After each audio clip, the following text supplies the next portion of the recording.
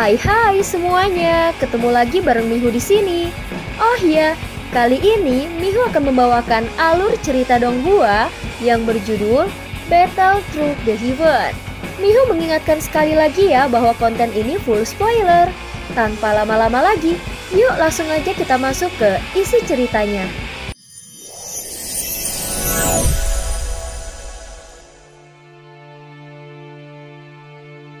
Melanjutkan dari kisah sebelumnya.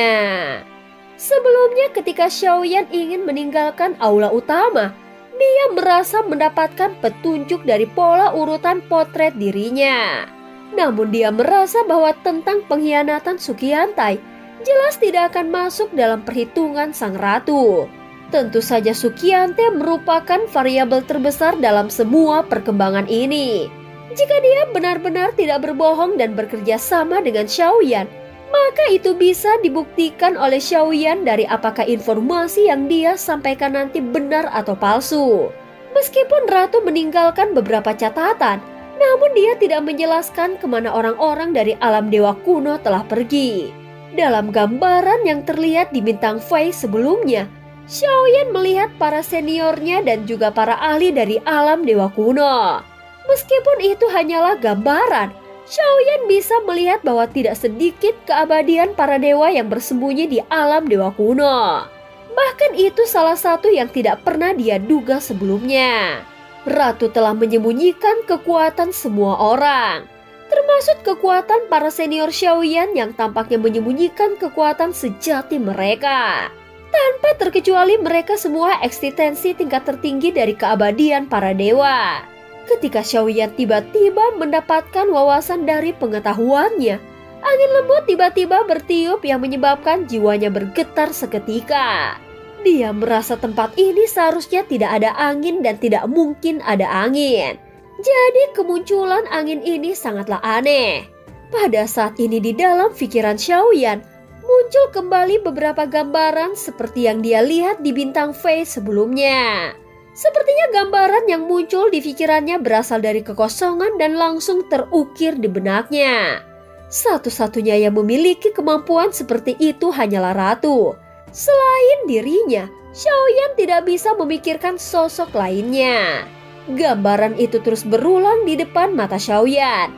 Terasa sangat nyata seolah-olah dia benar-benar berada di dalamnya.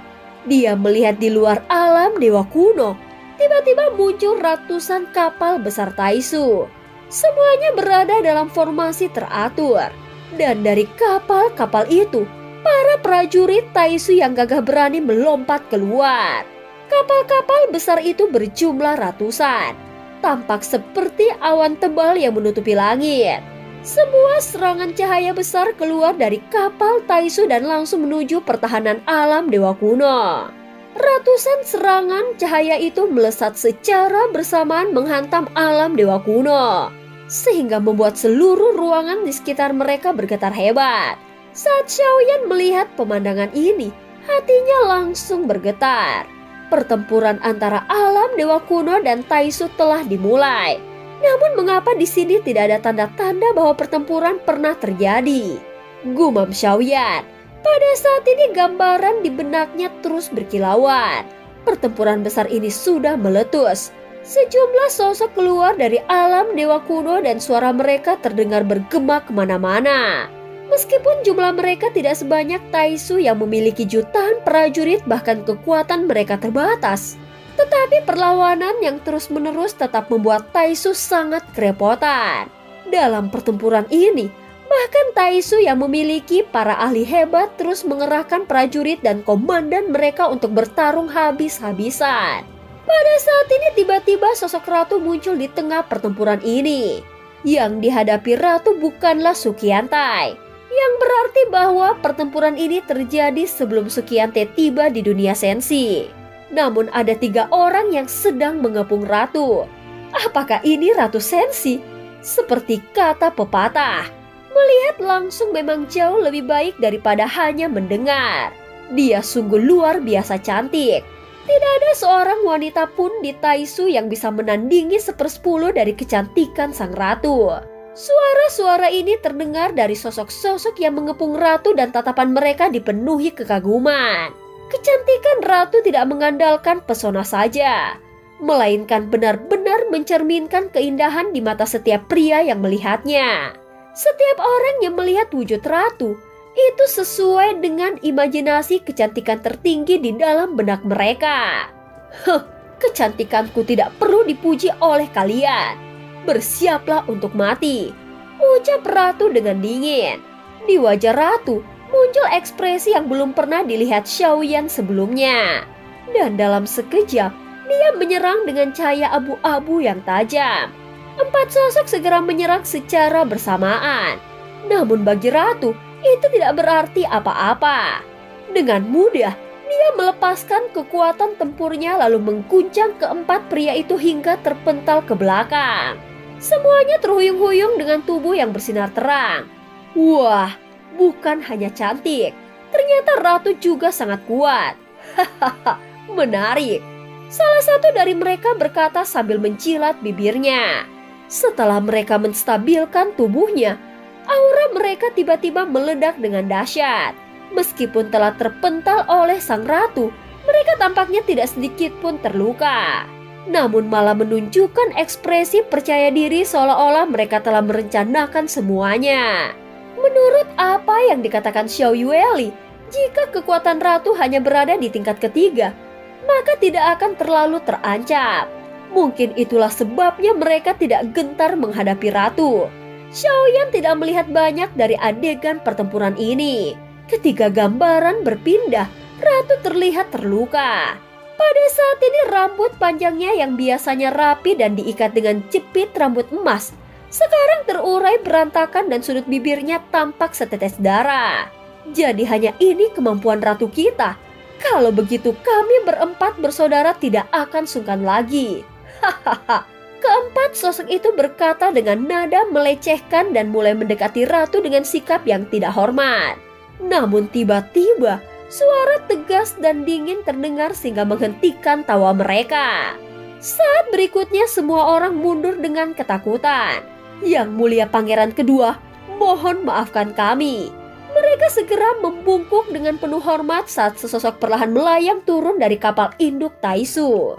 Tidak ada aura energi yang memancar dari sosok itu. Dia mengenakan jubah putih panjang yang memberikan kesan lembut dan elegan seperti seorang pria sejati.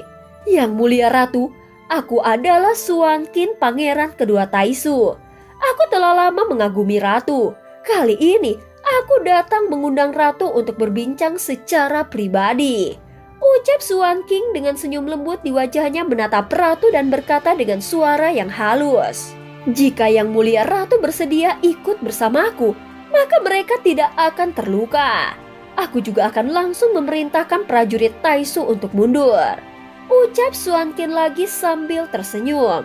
Pada saat ini, ratu melirik ke arah pertempuran yang sedang berlangsung tanpa menunjukkan emosi. Bagi alam dewa kuno, situasi ini tidak terlalu merugikan. Ratu juga meyakini bahwa prajurit Taisu tidak akan bisa menaklukkan mereka. Kau ingin aku ikut berbincang? Apakah kau memenuhi syarat? Ucap ratu mengangkat tangannya, mengikat kembali rambutnya dengan jepit rambut emasnya lalu berkata dengan suara yang dingin. Aku memang tidak pantas, tetapi Taisu memiliki sesuatu yang pasti akan diketahui oleh yang mulia ratu. Jika yang mulia ratu menolak, aku tetap akan mundur. Lagi pula, pertempuran ini tidak terlalu berpengaruh pada hasil akhirnya. Kehadiran atau ketidakhadiran kami di sini tidak akan mengubah apapun. Aku hanya ingin menikmati teh bersama. Tidak ada yang perlu dikhawatirkan. Ucap Xuan Qin berkata dengan wajah penuh ketulusan. Ratu terdiam sejenak lalu tiba-tiba memandang ke arah Xuan Qin.